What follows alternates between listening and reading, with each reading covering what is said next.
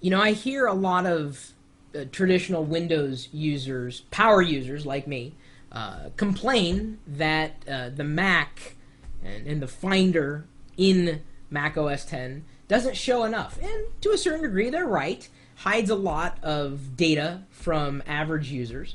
Of course, there's Pathfinder, which is, I would say, the best Finder replacement on Mac OS X. Very, very, very, very, very much built for people like you and me, power users. I have a registered copy of Pathfinder. It's shareware.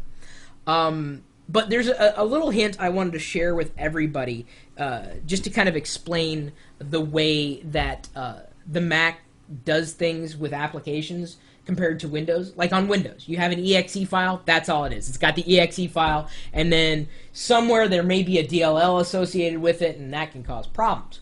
Well, with Mac applications, a program, an application, is usually a .app file, and it's actually a series of files that come bundled together inside a package. And if you right-click, because yes, you can right-click on a Mac, and if that's too much for you, you can also control left-click, and that is essentially a right-click in case you don't have a right mouse button. Who knows? Maybe you do. Maybe you're crazy.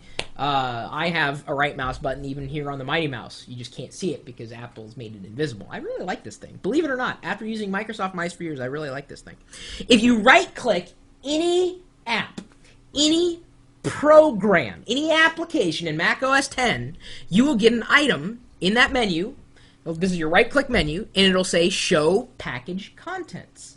And when you select that, what it will do is it will allow you to peek inside the contents of that application. And you will find all the icons and the pings and the, everything that application needs to run sitting inside that app. It just comes all together in one nice little package.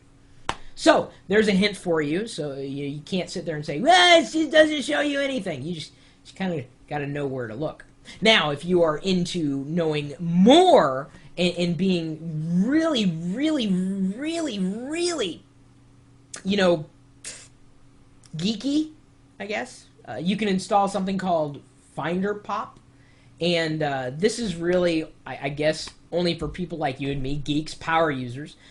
When you install FinderPop, it will add a couple of items to your context menu, and that's your right-click menu. Including, and let me see if I can do this cleanly. Sometimes when I zoom in, it'll jump around.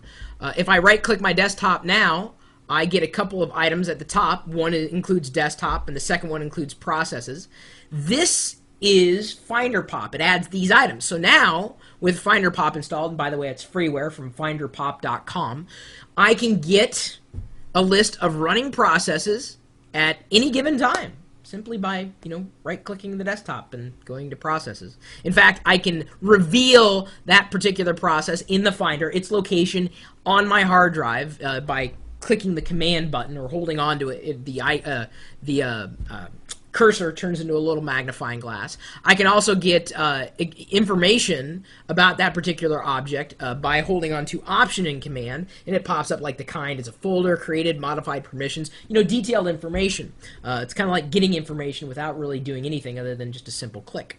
And if I want, I could click on an app in the Finder and look and browse its contents, without necessarily, viewing the contents. Much like I get the cascading menu automatically, I could do the same thing now with a FinderPop extension installed for any other application. It just makes it easier to get to the information. That's all. I mean, it's not going to do anything really new or different for you other than doing this. And if you guys couldn't tell, I can also navigate my hard drives or any particular disk that's connected to my system. I could, these are the files that are sitting on my desktop. These are the drives on my system, and then I get cascading menus, and I can browse the files that are available on those particular drives, all just from clicking, pretty much anywhere. Like on the desktop or in a Finder window, you can configure it any way you want. It just installs a preference pane, and the preference pane is, think of it like a control panel applet, because it sits inside your system preferences. So, I mean, really, is it different from Windows?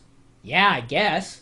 But a lot of things work differently, but their files, folders, objects are just managed differently. And when you find tools like FinderPop that make it easier to manage running processes, to manage information or files, then you've really got nothing to lose. Give it a shot. You can turn it on or off at will. It's free. Finderpop.com. I also want to ask if you guys know of equivalent shell extensions for Windows. I know there were a few of them that I really liked that stopped being developed a few years ago.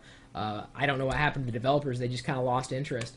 Quite a few useful shell extensions actually are still available for Windows that can enhance the file management experience within Explorer. But not since Norton Commander have I really liked an Explorer replacement.